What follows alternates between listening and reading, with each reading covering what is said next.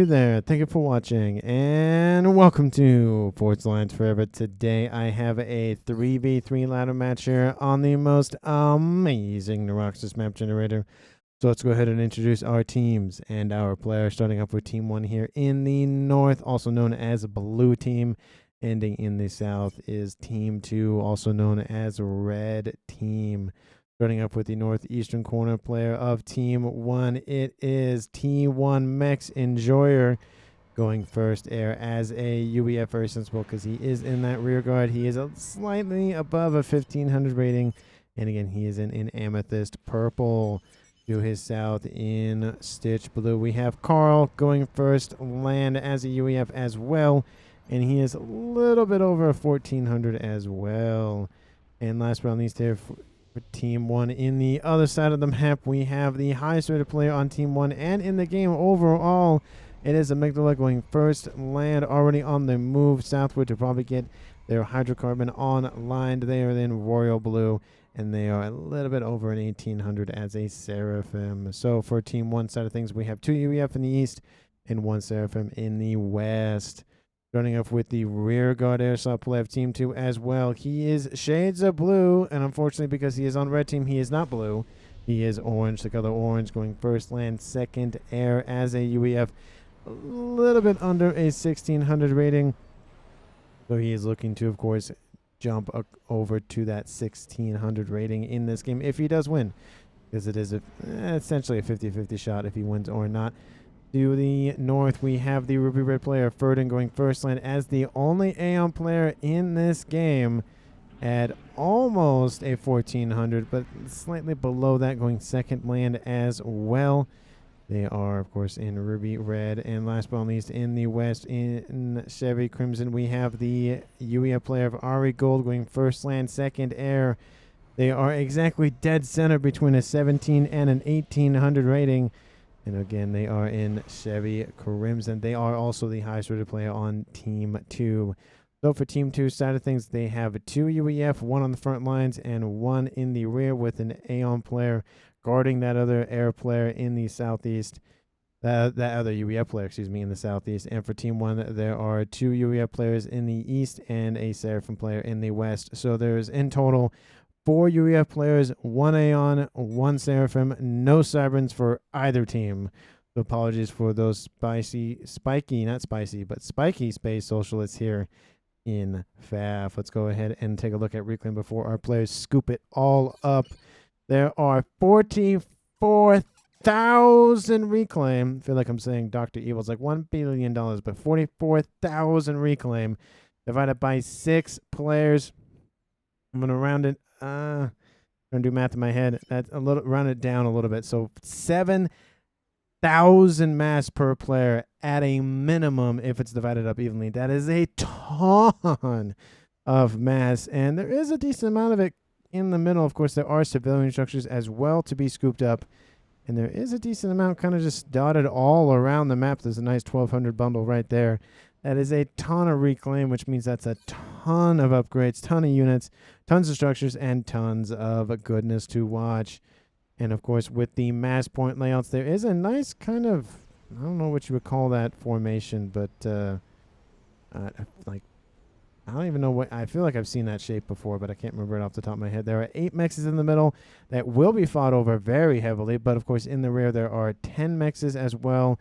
Again, straight down the middle there, and a decent kind of tri-mex position on either side of these mountains here to the west and to the east. And there's a lot of mex points in the rear for these players in the southwest and northwest to claim. So there's a lot of mass points, a lot of reclaim, which means there is a lot to fight over in this game. We already have air scouts flying over here in the east, interceptors trying to deal with those. A drop coming out here from Team 2's Shades of Blue. Dropping in on the Stitch Blue player of Carl. Actually, no. I'm going to a little bit north to drop off some engineers to steal Reclaim from his opponent. Pings go down to let the player of Carl know that, hey, there are engineers nearby and you need to stop them. He's going to go after these giant rocks. Actually, they're not rocks. They're actually just ice slabs, glacial slabs. And it does look like there is a Tham on board or Amygdala going to come in and intercept those engineers. I think he will get the reclaim order off just barely. Will scoop up that one rock, does not get the other one. So for the mass, he scooped up of 75. He left 37, a 2-to-1 advantage here for Team 2, at least in terms of that little pocket of the game. We already see the comms starting to gravitate towards the middle of the map. Both of the frontline players on Team 2 have pushed essentially to the front. All of the players, including the rearguard air slot player of Team 1, have pushed to the middle as well. The only player who hasn't done so is Shades of Blue, which, of course, as time goes on, will give the advantage to Team 1. This game's a little bit under an hour in terms of the actual, time. So it's not going to be super clear who wins or loses. It's not going to be one of those quick 30-minute games. It's, if you need a little bit of time, just pause the video, grab a snack, grab a drink, sit back, relax, and enjoy the show. We are seeing a lot of Team 1 spam coming out of Team 2's Ferdinand's facilities. He's also going for speed, has already gone range. Kind of interested to see if he'll go for advanced range this early or not. There's, of course, a lot of mass, as I mentioned earlier, on the field. So maybe we'll see him go for that, but it doesn't look like he's given the order for himself to do that as of yet. Gun damage and range in the north for T1 Mechs. Carl, I wouldn't be surprised if he goes gun as well once he finishes this facility as well. He actually could pause that himself, use his engineers to do it, and then go for his own upgrade. But, he's focused on production. I don't blame him in that regard. Lots of T1 unit spam also coming out from the west from Amygdala. Amygdala kind of hanging up by that little cliffside. No, actually, not even cliffside. Kind of like a little mountain, little mound with a couple of nice little, not rocks, but essentially rocks to scoop up. They're like ice shards. I guess we'll call them shards. But then I'm thinking of other games that use word shards, so probably just mass and call it good. He does go for gun after he finishes that T1 factory. Just as I said, he has a lot of support on that as well. His teammate in the east of T1 Mechs, Enjoyer, has completed his gun, and he is going to group up here with his UEF compatriot. We see the comm of Amygdala is going to try to intercept those units here from Ari Gold. Ari Gold has no gun. He is a UEF, which means he has 12,000 hit points. This is the 11,500 of Amygdala. You see a lot of T1 units just throwing plasma and shots at one another. Once this gun upgrade finishes, I wouldn't be surprised to see Team 1's combined UEF force push southward. And Team 2's Ferdinand does go for advanced range, 40, almost 50% right now.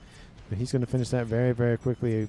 Still, the UEF player in the south for Shades of Blue still hasn't moved to join the front. Very interesting. Maybe he's focused more on eco. He already does have T2 and is already going for T3 upgrade. It does look like Team 1's T1 Mechs Enjoy is a little bit slightly behind in that regard, so Team 2 will have that slight advantage. T2 already started hit for Carl. He wants to secure the eastern side. We do see the combo T1 Mechs moving westward to try to shore up defenses on that side of the map. It does look like Team 2 is slightly getting a nice advantage. Not slightly getting a nice advantage. Getting a barely advantage in the southern side of things. It does look like the Mechs is essentially divvied up evenly. There is one T1 Mechs on the southern side of the middle line here that is owned by Team 1's Carl. And after about, I think it's 20 seconds, it's paid for itself, and that's just, money in the bank every second, just 2 mass a second. And that can make or break the difference if you need an upgrade or if you need a couple more units or whatever the case may be. That 2 mass a second doesn't seem like a lot, but it can make a difference. T2 is being heavily just, not heavily assisted, but needs some more engineers to be heavily. A massive amount of T1 striker tanks starting to, again, close up that hole that was opened by the departure of T1 Mechs. It does look like T1 Mechs will come and assist once again, but Carl does finish the T2 upgrade, and he's going to just full send it into the comm of Ferdinand. Both of these comms have gun. Ferdinand does have the advanced range. He will have the advantage in that regard, but once both of those comms come into range, he just needs to get sight lines onto that target and opening fire onto him. You can see the range is slight. It is a huge advantage, but it is enough to be able to fire at your opponent and not actually be hit back in terms of fighting a comm. So you got to watch out. That's why they're known as the Aeon Snipers. because they sit just outside of range. And you just can't seem to hit them. In the southeast, that T3 air facility upgrade is almost done. Team 1, have you done the same thing? Yes, and it's already at 70%. It's getting a lot of assistance. It might finish pretty much the exact same time, if not a little bit behind. Stop with that visual glitch. Somebody please fix this. Why? Why? I don't. At least it's a max. It's not that bad, but still, it just gets annoying. We do see Ferdin trying to, go on this eastern edge here. His units have fallen behind. He's trying to use his comm a lot, more aggressively than, his partner in the west. He wants to get that veterancy, and he is dropping into the yellow. Sub 9,000. Actually, that's sub 7,000 hit points and sub 6,000. T1 Mechs is trying to push, and he has to fall back as well. While Ferdinand is walking back, T1 Mechs walks back, which means both columns will come out of range relatively the same time, just because that range upgrade is, of course, moving southward, and the other one's moving northward. And both teams have kind of just sat, at least on this western side, from that initial attack. It's just kind of been, I'm good. T2 Ilshis are on station, and against T1 units will just rip and tear through everything. Of course, I am a Doom fan. It is the reference I will make for this game for Doom. Very good game. The remakes, I don't know if they were remakes, the continuations, I don't know how you would call them. The Doom Eternal, really good. The one before that was also good. They were both good. I think Doom Eternal is slightly better, but still both those games are really fun to play. Really fast, really high octane, energy coming out of those games. And the music, the music in those games is just, I think almost, in my opinion, I think that's the best part of that game is the music. So I have some of those on my workout playlist, and man, they go hard. It's great. And we see a combined force of Team 2 pushing into the middle, kind of in a, triangle shape, and both of them fall back essentially at the same time. Units in from the east from Carl moving into the south. And of course, there are no routes anywhere around in terms of land, so the only way players can fight with land units is through the middle of the map, or they want to go air and obviously fly over the middle or fly over the edges. I feel like there's going to be a line of just T2 and T3 AA here at some point between at least both the air players, if not just everywhere. Definitely something to watch out for is that first T3 bomber. If it does materialize, I don't see a lot of, I don't see a lot of ASFs. It does look like Team 2's Shades focusing on ASFs. Same thing here in the north. So both players focusing on the fighter production rather than the more offensive bomber production. We see T2 going on the way for Amygdala here in the west. We see T2 already online for Ari. Lots of PD is probably going to be built here pretty soon. And Ferdin in the east does have T2 facilities, can easily build those T2 engineers. And he is going for tactical missiles, though tactical missile defenses, those volcanoes, to try to ward off any sort of missile launcher spam that Team 1 tries to throw at him. We are seeing some T2 mechs again starting to line not necessarily the middle of the map, but just slightly above the middle of the map here for Team 1, and I'm assuming that will just continue westward. Amygdala going for tac missile, very interesting. Seraphim do not get access to the Billy Nuke, but they do get tac missile, which, it's better than nothing. They get access to a lot of cool things. They're kind of like Cybern's are kind of like them as well, because they get access to torpedo and laser. They don't get tac missile. I think they'd be a little OP if they had tac missile, to be honest. But I don't know. I feel like Seraphim, especially on the front lines, you want nano. You want maybe, T3 might be a good idea for at least some more hit points. Not Chrono Dampener, but the Aura Regen, that's also really good. Just become a tanky experimental, essentially. A bunch of engineers roaming the map here for Shades of Blue. Does look like there is an ASF trying to chase down a spy plane, but that ASF will be shot down. It was distracted, focusing on that target. Team 1 does look like they have a slight advantage in the air department for the time being. Of course, there is a Firebase in the south, nowhere near the front lines, and I hear Ilshi's firing at something. It is in the middle here between some Aurora Asylums and some Obsidians. Good to see Obsidians on the front line. Very, very, very good unit. It is the tankiness of the Obsidian versus the rapid fire nature of those Ilshis. Now, both those units are just so annoying. They are both the T2.5 units, as I call them. They're not exactly T3 units, but they're really, really good T2 units. Almost too good to be classified as T2. We see some pillars as well here for Ari Gold trying to push in the middle. And we constantly see this movement here from Team 2 of just throwing both sets of armies to the middle. It creates kind of an air pocket here in the west and in the east. Of course, they're both showing that up with some PD, but throwing a bunch of forces, maybe they're wanting to goad their opponent to move in, and then they'll move their units into intercept and kill them off. That could be idea. I don't know. It's kind of a risky play, and if you have some AOE weapons, artillery, whatever the case may be, come in, they can just rip through these armies very quickly. We are seeing a group of pillars just kind of line up here. I don't see any attack missile units. I don't see any. I see T1 artillery. I don't see any T3 at the moment. Does look like T3 might be on the cards. The upgrade has started. It does look like some reclaiming is going on to just spam up a bunch of air facilities here in the north. Same here in the south. The air grid is a little bit bigger here for Shades of Blue, focusing slightly more on that sort of thing. And I think it's good a time to check out the the eco here for both teams. Team 1 at 430, Team 2 at 480, 490. So 60 more mass for Team 2. That's essentially meant that they're focusing a little bit more on eco versus Team 1's kind of more focused on maybe units or front line, whatever the case may be. We see TAC missiles, T3 spearhead, not even 17 minutes in this game.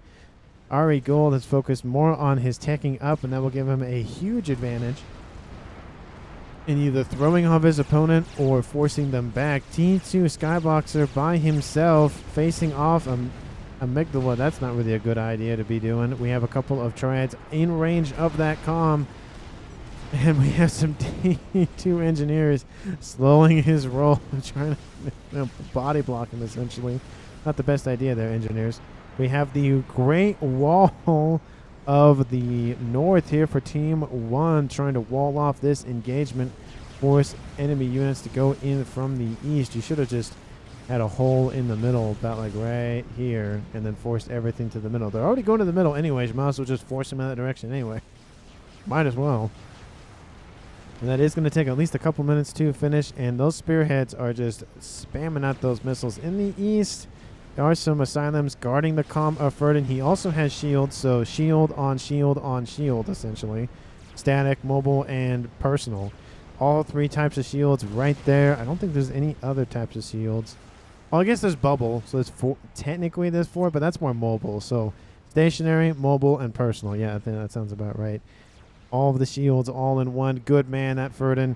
Going for shields, of course, as everyone knows who watches my videos. Shields and intel, 2 most important things in this game. I think at this point, the fact that I've said shields so much, I think shields are more important than intel. But, I don't know.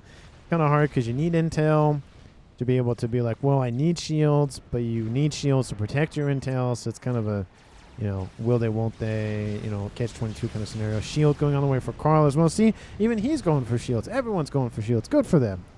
We see, of course, the Seraphim shields in the north. T3 mobile Thanas, or T3 mobile shield generators online here for Amygdala. He's already a 3 vet, and he's at 17,000 with missile launcher. Some of that has come from his personal missile launcher. Actually, is that artillery? No, that's a shield. There's T3 artillery. It is Suthanas trying to push back Team 2's forces, trying to counter the T3 mobile missile launchers of the spearheads. And there goes that artillery coming in, taking out those wall sections around that T1 PD. It does look like bombers came in from the east from Team 1 to come and try to deal with those missile launchers. Here comes another barrage, takes out more hit points on those triads. Ari Gold has his own shield, so a lot of shield, personal shield, No shield yet. Personal shield. He has a missile launcher, so no personal shield.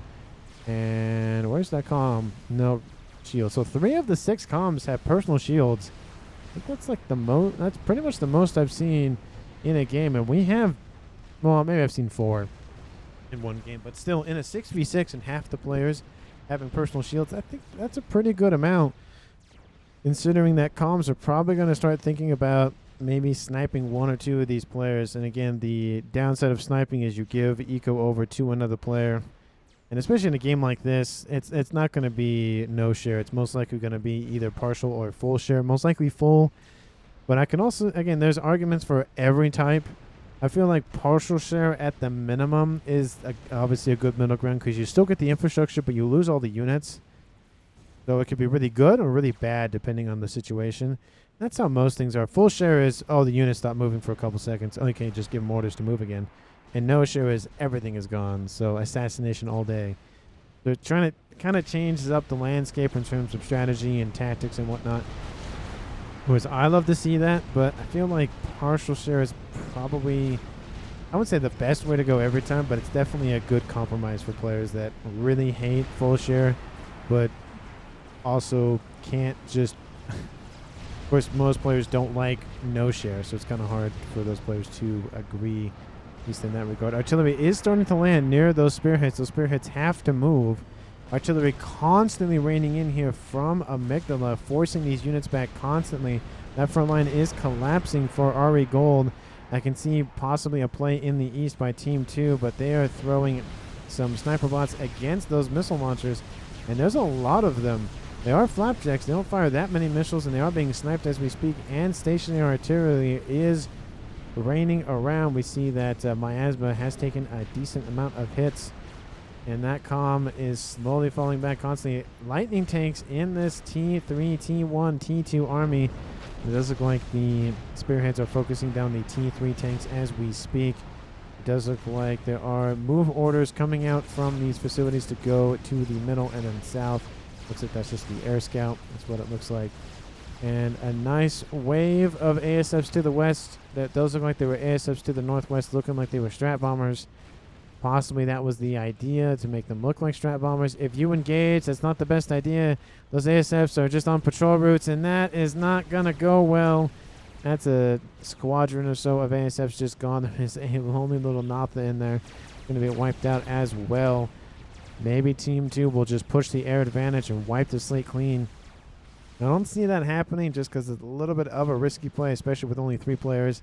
With 6 players, it's kind of easier to do that, especially in only 22 minutes in this game where there's not a lot of ASS for either team. But of course, later on, that is a huge gamble to take. Let me know down in the comments who you think is going to currently win. We have artillery wars with mobile and missile launcher in both sides of the middle. We have nice ASF force for Team 2. Smaller ASF force, but still not that bad. Team 1 is at 770 mass a second. Team 2 is at 860, so almost 100 more mass than their opponents. And no one has died. 22 minutes, knock on wood for those who, I say something, I might jinx it, saying that if no one dies before 30 minutes, that is a rare sight. I had a game either a day ago or a couple days ago that no one died before 30. So, and it does happen, but it doesn't happen that often. So I love to see it when it happens. And it's always fun to watch how players die if it does not happen. But again, let me know down in the comments what you think. Hit the like button, hit the subscribe button, and again, hit the share button to share this video with anyone, everyone, and including and especially your pets. I love my pet, Charlie. He is really she's an interesting dog, to say the least, but she is a blast. She can just lay asleep all day and do nothing, or just be active all day, every day. But she has this weird thing where she doesn't wake up till she doesn't get up and do stuff till like 10:30, 11. And she's only about 4 years old. She's not super old. She's probably just lazy like me, doesn't want to get up in the morning. I don't want to get up in the morning for work at all. I used to sleep until midnight. Not midnight, but noon, 1 o'clock when I was going to college and whatnot, when I didn't have class. Just did not care. I like to stay up too, so that's part of it. Anyway, in the east. We have Ferdin pushing with his comm alone, trying to goad units to move south, which is kind of working. Unfortunately, not the best idea. If he's that far forward, he does have shield. I would like to see him use it with the advanced shield to give him, I think it's 25,000 hit points. But missiles are raining in all around him, and I see flapjack missiles as well, those thicker missiles. You can see them. Where are they? Oh, they're right here. There they are. See the little shape of them is a little bit longer. And he's taking a decent amount. Half of his shields are already gone. He's trying to fire on those T2 pillars, but 1,500 hit points is a lot to chew through. And in the west, essentially nothing has happened. Now it's actually static artillery wars fighting between these two comms in the west. And Team 2's air player is just sitting here, building an Omni, just hanging out, having a good time. Team 1's air player, since he's doing the same thing, there is a couple of strats back here. So not enough to do a assassination attempt, but there's enough to just cause some trouble. And that's always bad, is causing some trouble. It does look like that wall section was not completed all the way. Maybe it looks like Amygdala was like, nah, I don't want to build that many wall sections. Artillery. Whoa, that was weird. My camera just went way to the west there. I zoomed in and went, woo! Anyway, the artillery base here for Amygdala, mobile or otherwise, is being heavily bombarded by Team 2's UA player of Ari Gold as well. There's only a couple of clean cameras online, but you know, a couple of them can make a difference, especially with no shields or hardly any shields. He's going to build a bunch more as well. They are Seraphim shields, 13,000 hit points or capacity versus the 9,000. There's a lot of them here for Ari as well, so it's just going to be a lot of chewing through shield capacity here in the west. In the east, it does look like Ferdin's base is starting to be overwhelmed. Those amount of missiles coming in all the time. Volcanoes can only do so much, and as if you've watched a couple of my a game a couple of days ago, maybe it's even a week ago, there's only so much volcanoes can do unless you have just a ton of them. And I say that literally and figuratively, just so many of them. You fire so many flares off, and maybe you get all of them. But Ferdin is at 2 veterancy, trying to work his way up to a 3rd. Flapjacks and those spearheads trying to force him back as well. His hit points still haven't dropped yet, at least his actual whole hit points, his armor hit points, versus his shield capacity hit points. I guess it's a little confusing, but Team 1 bombers are inbound to assist. Maybe they'll go after shield emplacements. Maybe they'll go after some miasma. There are a couple of Oblivion turrets in the mix as well. And more shields being built in the rear. Shades of Blue builds the first experimental in this game. It is a fat boy. He is UEF. That would make sense. And that is going to be a huge advantage here in the middle of the map. Throw it. I mean, you could throw it in the middle, but I don't know if that's necessarily the best idea with no coverage. It could fire at both the bases simultaneously. That'd be very interesting to watch. But it does look like Ferdin needs it a little bit more than the Western player does, at least right now. At least Ari Gold needs it. Team 1's call is just grouping his units together. Not the best idea fighting miasma. But it does look like, of course, more and more miasma are being taken out. And lines of artillery just being constantly built and thrown at their opponent. It does look like the Fat Boy is given over to the Western Ari Gold.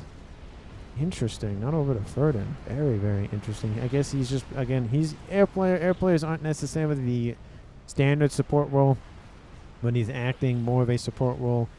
That looks like in the north, his opponent of T1 Mechs has already got an SMD online, which at 27 minutes usually indicates he is either thinking about his own nuke, which his teammate is, so that would kind of make sense, or he sees a nuke being built, and I don't see one as of yet. Just look like a mass fab, SMD. There's no SMD in the east. More P-gens, no SMD. So the only 2 SMDs are actually built in the northeast and southwest corners, and a large ring of units here for Ferdin. There is an Omni. That's been there for a while. I would like to see an Omni on the front lines as well here for Team 1, but there isn't any. This isn't a 20 by 20.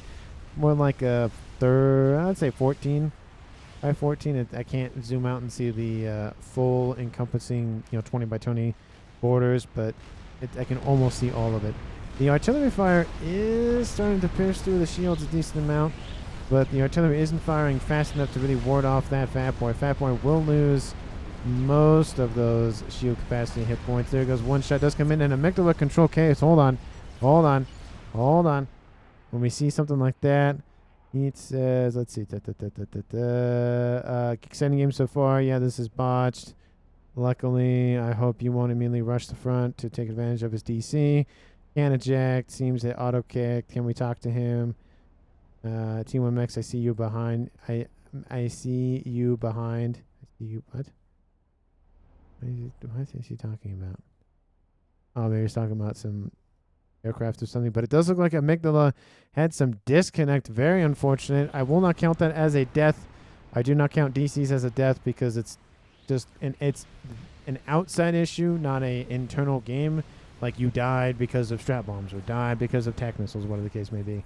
I don't really count it as a death. He did blow up next to a chicken though, so that's very entertaining. And it does look like Team 2 is just going to be a little bit slow to react, though. I think it was kind of a more gentleman's, hey, this wasn't supposed to happen kind of thing. Let's just give them a second to kind of figure things out. Strap bombers are inbound, and that is enough to kill a common. There he goes.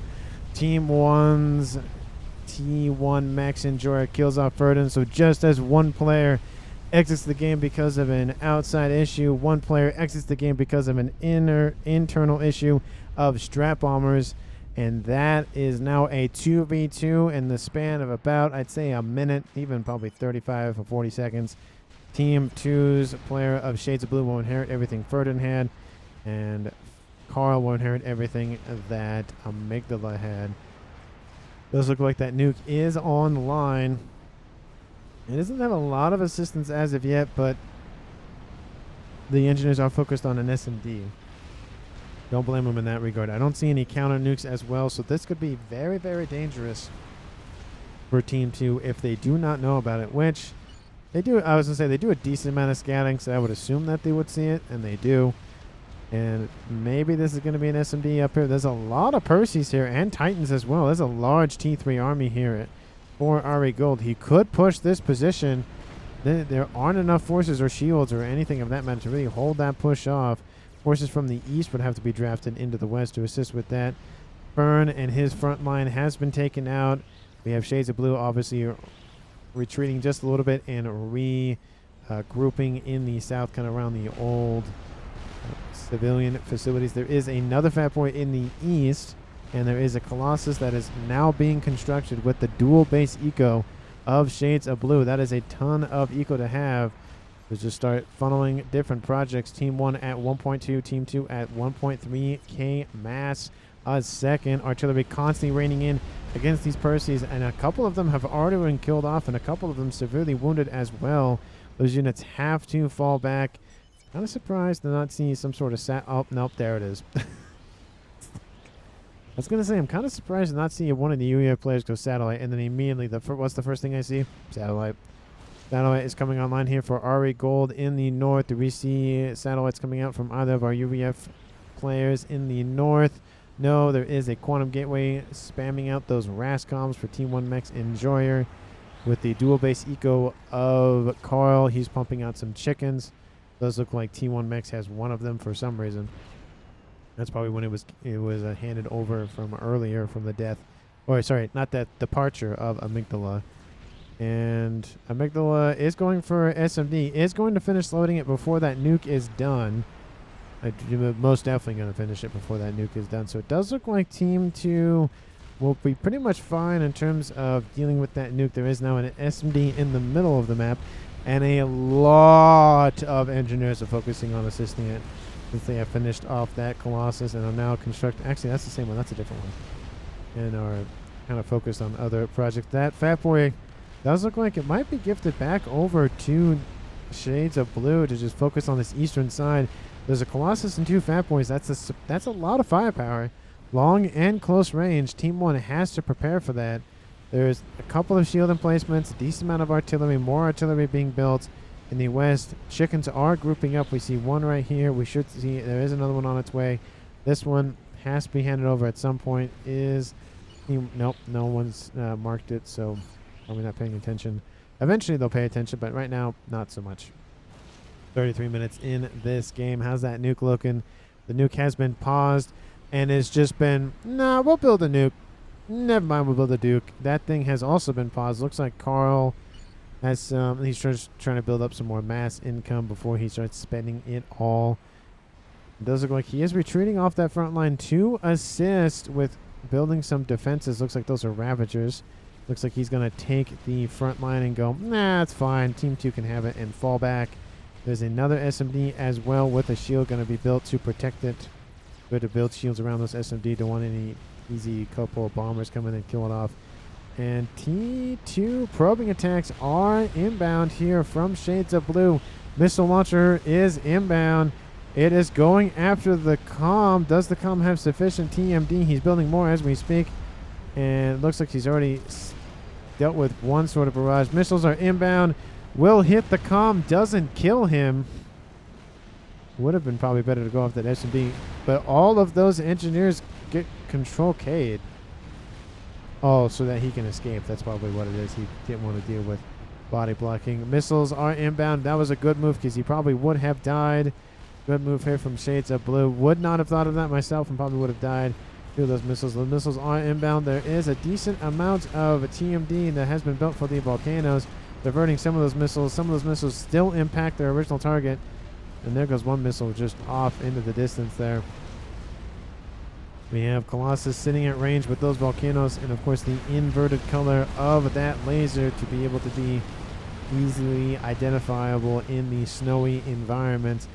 Huge army in the west. It's just a lot of T3 Percies, and there's some Titans mixed in, but the army is moving, and that is a ton of Percies. The march of the Percies has commenced. Artillery fire raining in. I would like to go get kind of like a picture. That's not that. That's not too bad. Stop it. That is a lot. That is so many. That's just so many. And there is shield coverage. There's a lot of parashields mixed in there as well. And those Utashalas, those T2 PD are just spamming up shots. We have chickens that need to intercept these units as quickly as they can. But even if they do, that is just how many Percies? 76. How many shields? 58. Almost every every Percy almost has their own T2 parashield mobile shield generator. That is a lot of firepower in the west. That Colossus has actually fallen back. It's taken not a lot of damage. There's the second Colossus and the third one as well, and a fourth one. Jeez, they're just pumping those things out, huh? Those Percies are just being mowed down by chickens.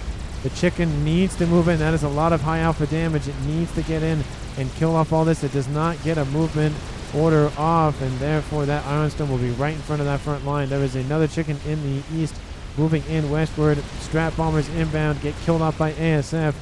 That has got to hurt. I don't know what they were going after, but they shouldn't have gone after whatever they were going after. That force has retreated. Those Percies were moving into the Ion Storm. That is not good for your health. Ions, at least in this regard, are bad. I think there are some ions in your body that are good for you, but in this regard, it's bad. Bad for you. And all those Percies, the 78 of them that we saw, now reduced to 2850 dead Percies, and now it is given the opportunity for Colossi to move northward against this eastern position. Percy's trying to fall back to intercept. Two Colossus down into the yellow. A third one is coming in range, and those Flapjacks and those Spearheads are being just eviscerated right now. Team 1 needs some sort of assistance. They have their Duke online. And what is that targeting? Well, I would hope it would target the satellite. And there's now a second one. They have multiplied. Second satellite running over the map here to go after the rear mexes. Very smart move. They will take a while to transport engineers over there and to deal with that. Those Colossus are going to continue moving northward and going to be shot in the back constantly. One Colossus has already fallen. A parachute will die because it just comes into contact with that dead body. Of course, that chicken is inbound. The second Colossus will die. The best thing that Colossus could do would be killing off the SMD, but I don't think it's going to do that. Strat Bomber can come in and assist, dropping it to in the red, sub 20,000 hit points.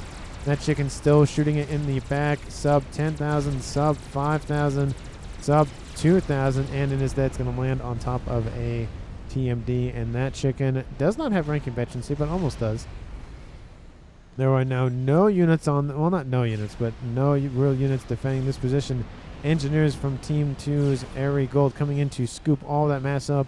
We can see 73,000 mass scooped up for Team 2, while Team 1 has 42,000 missiles still inbound for that player of Shades of Blue, constantly being shot at here. Looks like he has built even more defenses for himself.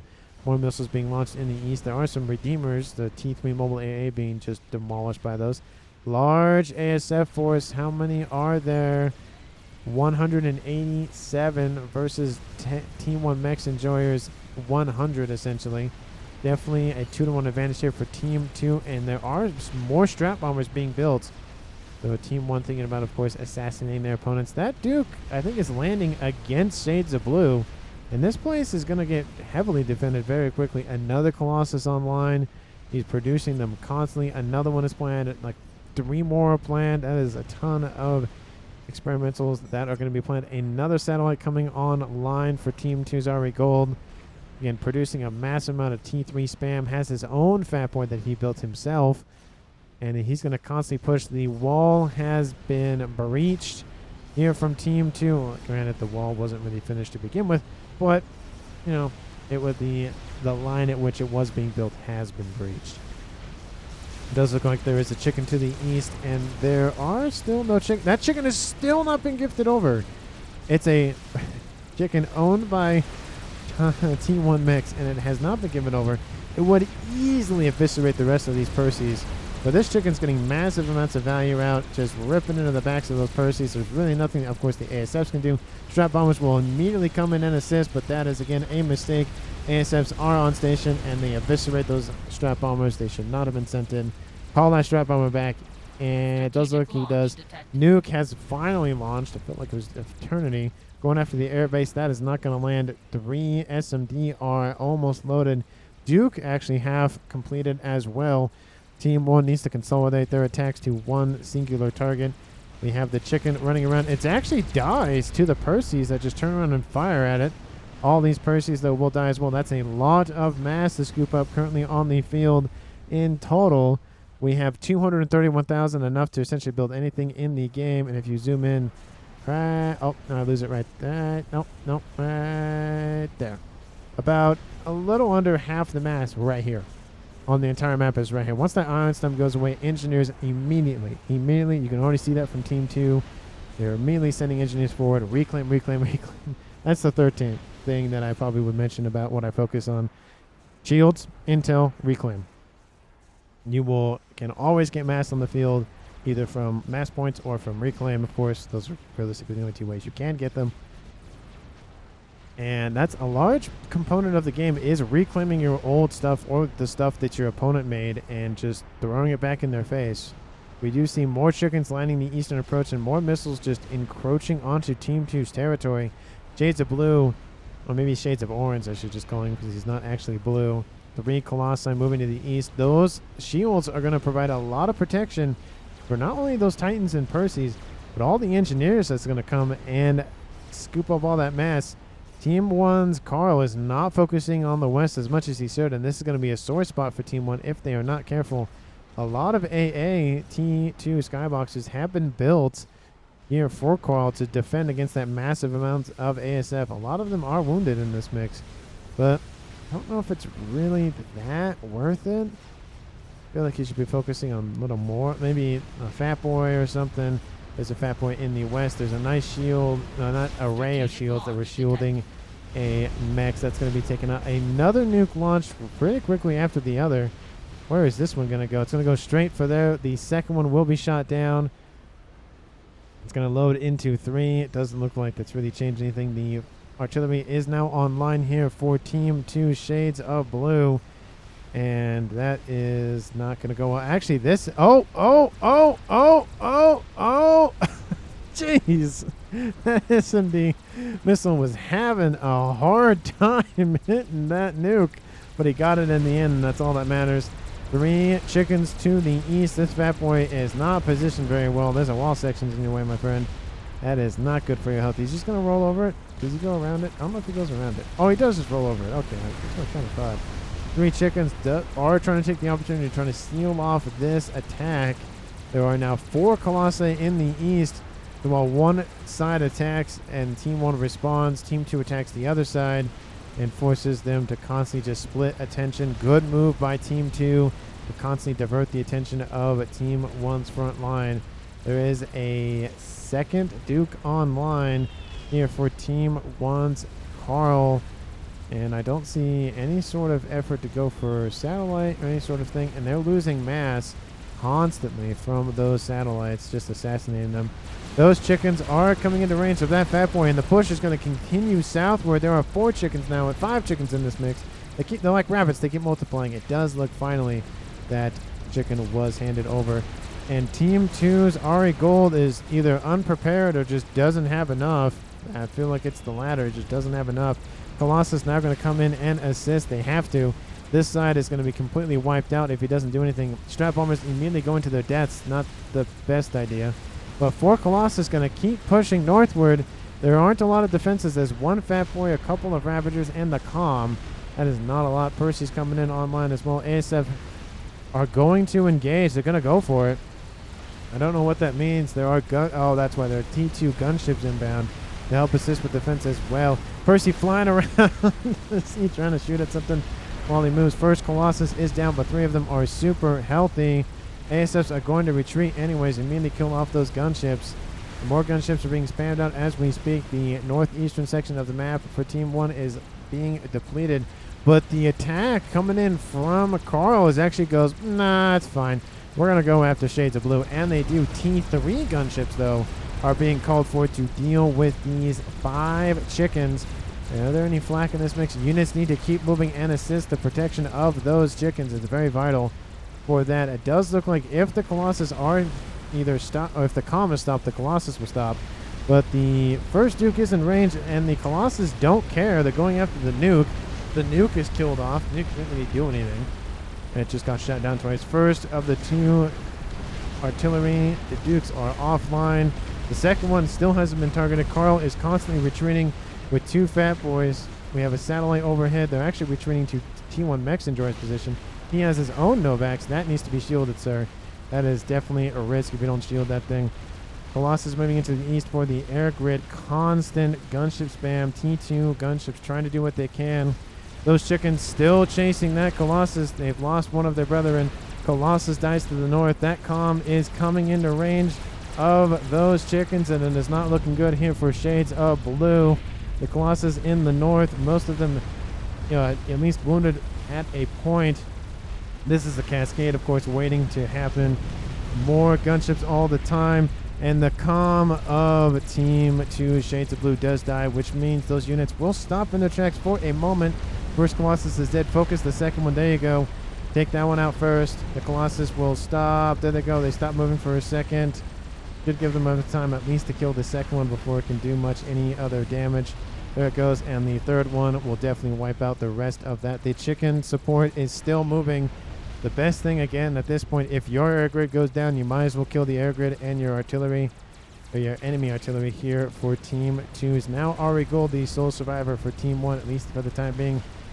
Pigeons are the main target for those cascades. Takes out the SMD and the Omni. Another Pigeon goes down. T3 air facility still online. Going after the AA defenses, but could have gone after that HQ. Definitely disappointing. Satellites, of course, going after the Mexes. Carl and T1 Mexico Enjoy need to get under shield coverage. The satellite for T1 Mex does get taken out. And now, essentially, the only experimentals on the map worth talking about, of course, are the satellites who have now multiplied to 4. It was 3 a couple of minutes ago. Actually, probably was like 5-6 minutes ago. Those chickens going to keep pushing southward. I thought I heard an explosion going on somewhere, but that was maybe something else. ASFs are not what you want. You want gunships. You want something to fight back with. T1 bomber is definitely the best idea. That Duke has taken some fire, and a couple of the Pigeons as well. This air grid is not going. It's not going to survive. Shields to the west, not going to be able to fight anything. There are shields. Ravagers trying to be spammed up. This chicken is actually going to fall back and let his healthier brethren come in and assist. But that chicken has walked this map. Ravagers, it's not enough. You need 20 more of them. And maybe it'll be enough. Chicken gonna rip through anything and everything. The badly wounded one falling back. The amount of AA coming off of the 4 chickens is enough to really just rip through that broadsword. It's not a lot of hit points a second being killed off, but it's a decent amount when you take 4 of them into consideration. Broadswords coming on station to help assist with defense. I think I would go for Team 1 bombers at this point. The Duke goes down. The SMD will go down next. PGens are going down. That's the main targets. Team 1 and Team 2 have lost their air grids. It's going to come down to essentially satellites. The entire eastern side of Team 2's bases are just dead. They are dead and gone. There's really nothing left. There are broadswords coming in. Of course, those were the other ones built. Everything is gone. Nothing is left standing. There is one T3 mechs, though, but everything else is gone. There's some Percy support and some shield support that's going to die out. But with 4 chickens, those Percies are not going to be enough, and they're just going to march westward. There's nothing left in the middle. There's a couple of mechs in the south. So the player with 4 satellites is going to have a hard time dealing with 4 chickens on his doorstep. Team 1 spam, definitely going to be the best idea here. Percy's trying to get in behind the chickens. There is one more chicken that can come and deal with those. They are lining up in nice little fire lines, which means they don't fire all at once, and the AoE explosion does do a decent job at taking them out. All the Percies are dead. The broadswords are the only thing left standing. And even those aren't going to last very long, especially against a 5-star chicken, 5-star chicken, 5-star chicken, and 5. All these are 5-star chickens. Let's see how much mass they've killed together. Let's see, 152, 180, that's 330.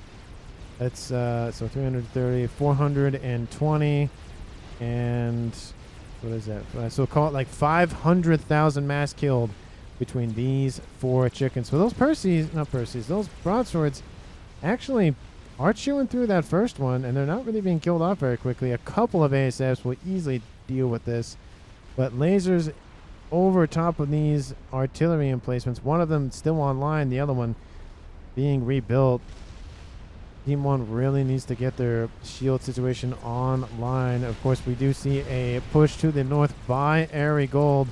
He has to deal with them. Actually leaves the broadswords, and all of his remaining units that he hasn't sent to the front line have now fallen back and are forming lines to intercept those chickens. Those broadswords actually called back going, wait, I didn't mean to do that. 5 planes inbound here from Team 1's Mechs Enjoyer.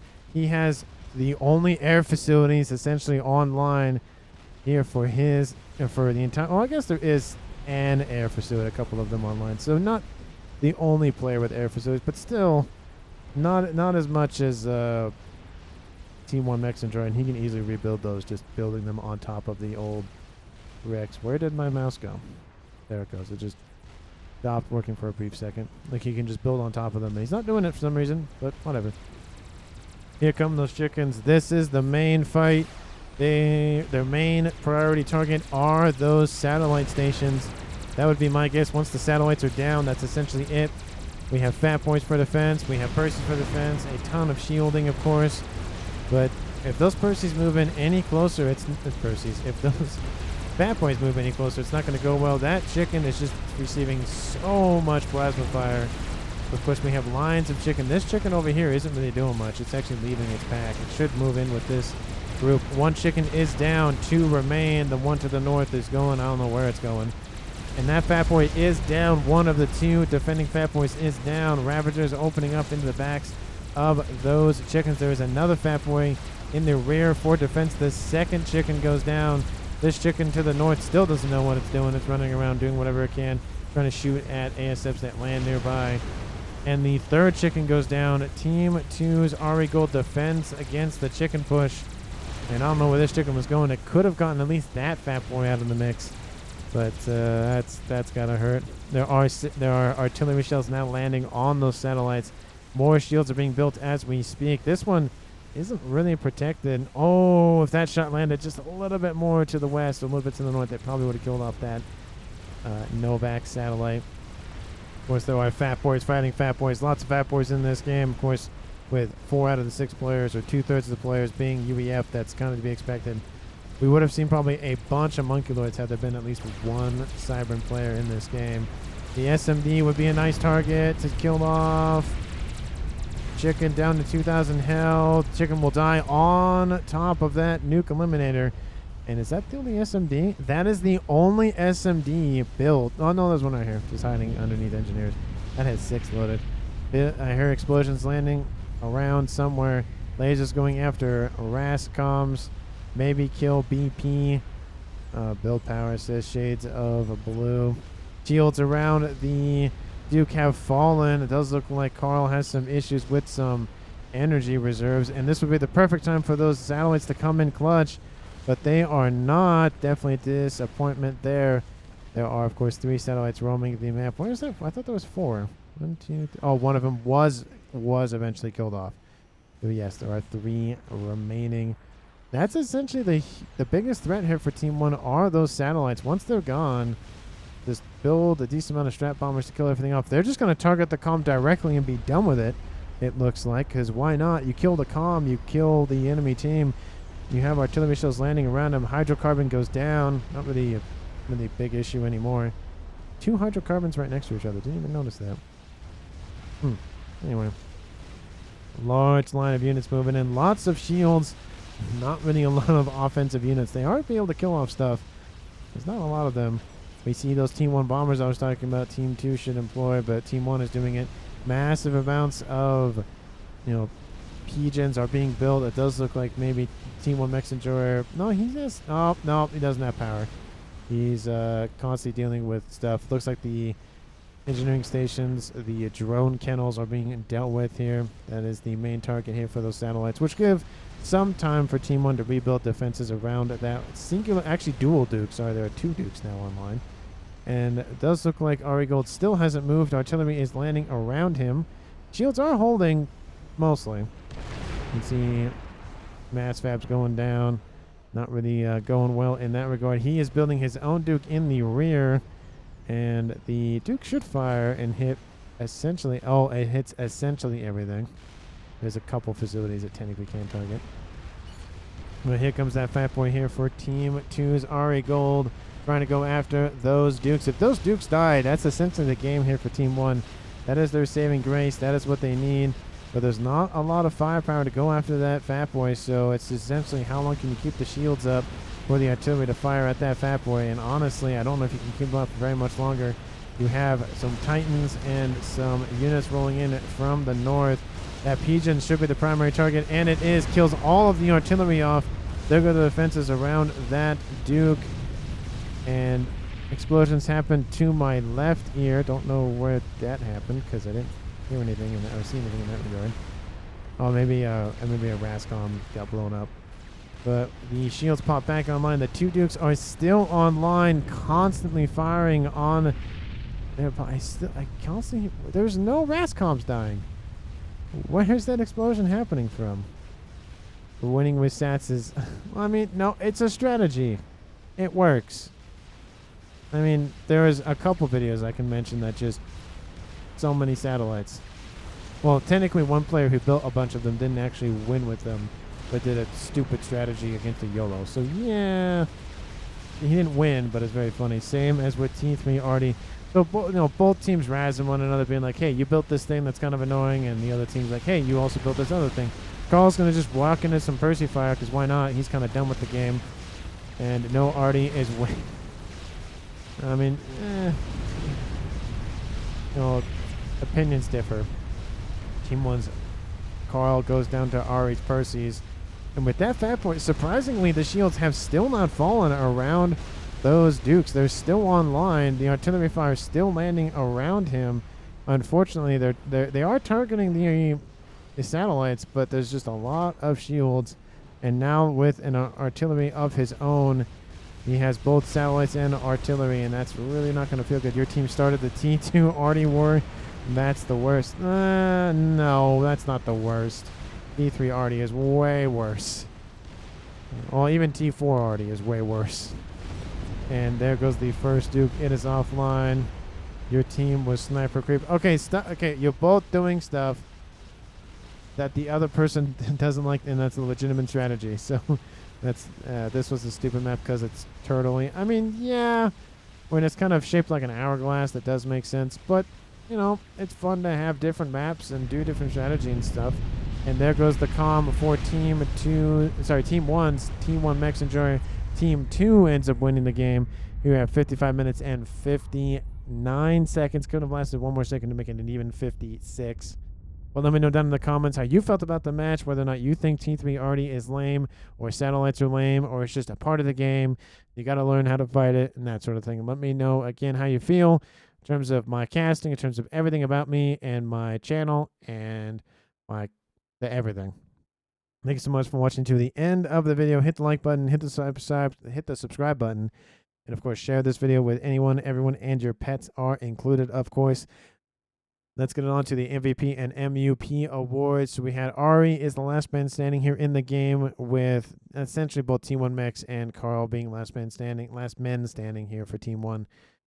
Amygdala, he left because of a disconnect, not necessarily because he died. I feel like if he stayed in the game, maybe Team 1 would have had a better chance, especially due to the fact that Amygdala died, or departed, I should say, and then Fern died.